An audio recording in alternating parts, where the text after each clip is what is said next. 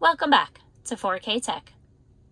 After doing the most recent software update on my 2022 Model Y Tesla, these three icons have appeared.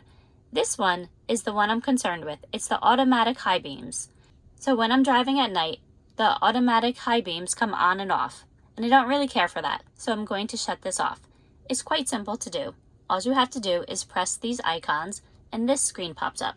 I'll turn off the automatic headlights and now that icon is gone. Well, I hope this tip has been helpful. Thanks for watching. Please like, subscribe, and turn on the notifications.